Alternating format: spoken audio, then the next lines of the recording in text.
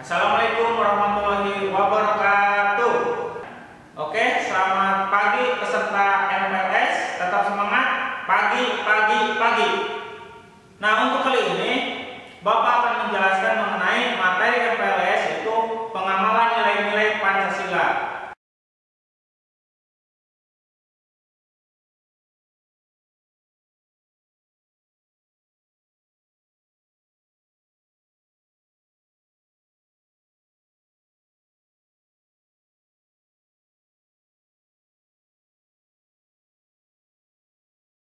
Yang pertama ya, kita harus mengenal dulu istilah atau kata Pancasila ya. Pancasila itu berasal dari dua kata ya.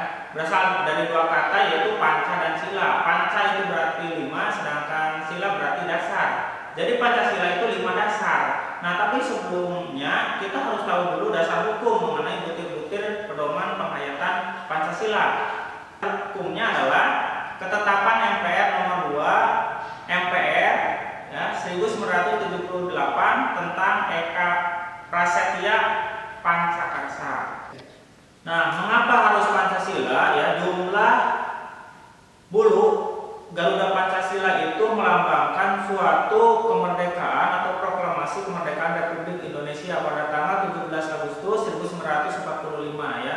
Nah, coba kita lihat ya, itu ada pada bagian leher terdapat 45 helai bulu di leher, kemudian 17 helai bulu pada masing-masing sayap. Nah, kemudian coba kita lihat ke bawah, itu ada 19 helai bulu di bawah perisai atau pada pangkal ekor. Nah, kemudian pada bagian ekor itu terdapat 8 helai bulu pada ekor. Nah, kemudian kita lihat simbol-simbol sila-sila Pancasila ya. Pertama itu kita lihat ya, sila ketuhanan yang Maha Esa itu dilambangkan dengan lambang bintang. Nah, kemudian kemanusiaan yang adil dan beradab itu dilambangkan dengan lambang rantai.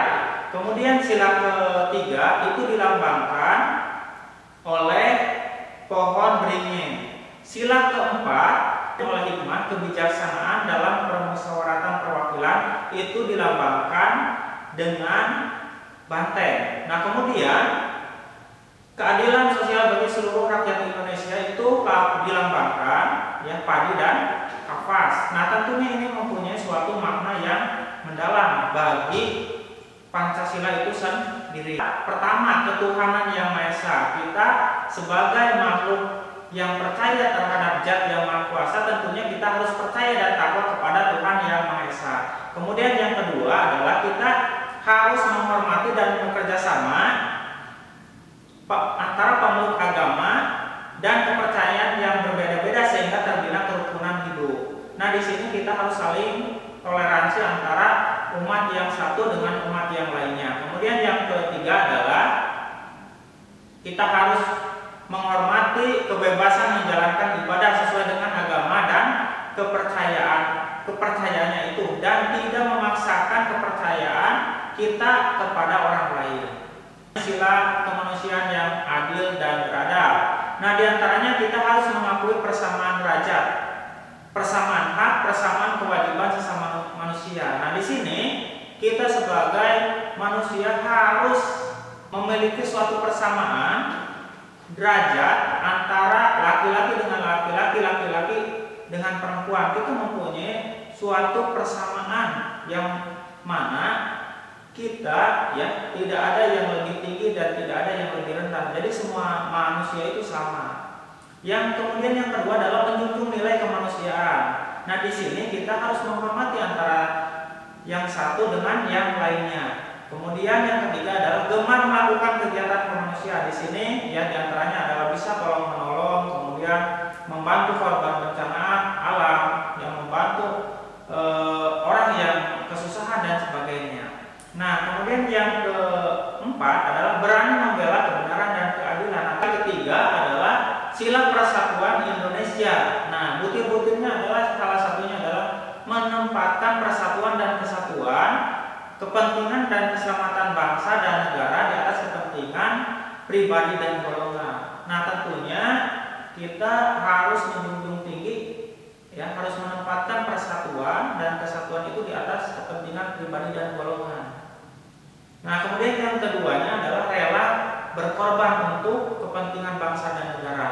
Nah, yang ketiga adalah cinta tanah air. Cinta tanah air ini dapat diwujudkan yang melalui sikap nasionalisme dan patriotisme. Nah, apa itu nasionalisme? Yaitu suatu sikap yang mencerminkan kecintaan kita terhadap bangsa kita sendiri, yaitu bangsa Indonesia. Nah, apa itu patriotisme? Patriotisme adalah sikap rela berkorban untuk kepentingan bangsa dan negara.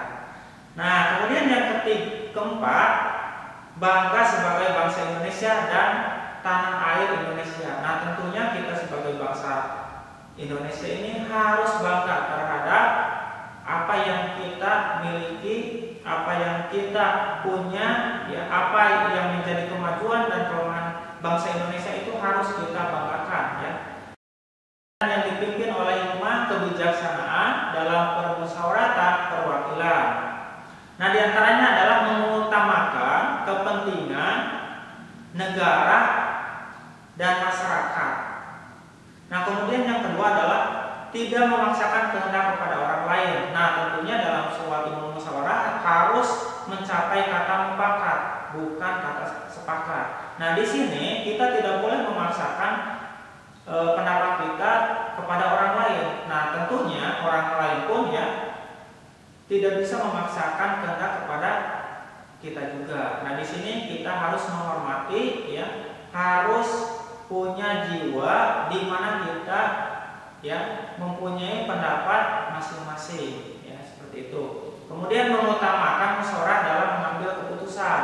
Nah, dalam musyawarah itu kita harus bisa, ya, mengambil suatu kesimpulan atau kata mufakat dalam musyawarah yang mana semua golongan, semua orang itu, ya, bisa menerima semua hasil keputusan yang sudah dibahas dalam sebuah diskusi atau rapat.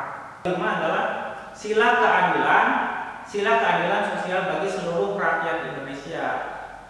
Nah, kemudian yang pertama adalah kalau kita jabarkan, ya, itu mengembangkan perbuatan-perbuatan yang luhur, mencerminkan sikap suasana kekeluargaan dan gotong royong. Nah, di sini, ya, tentunya kita harus bisa mengembangkan perbuatan-perbuatan yang bisa mencerminkan sikap sebuah rasa kekeluargaan. Misalkan kalau di sekolah itu bisa kerja bakti, ya, jumsi dan sebagainya.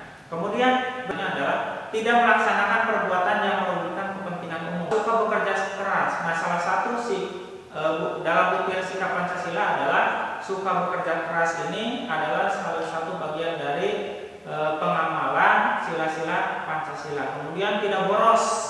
Nah, tidak boros juga salah satu masuk dalam butir sila kelima. Sekian penjelasan dari Bapak, kurang lebihnya mohon maaf. Billahi taufiq wal hidayah. Wassalamualaikum warahmatullahi wabarakatuh.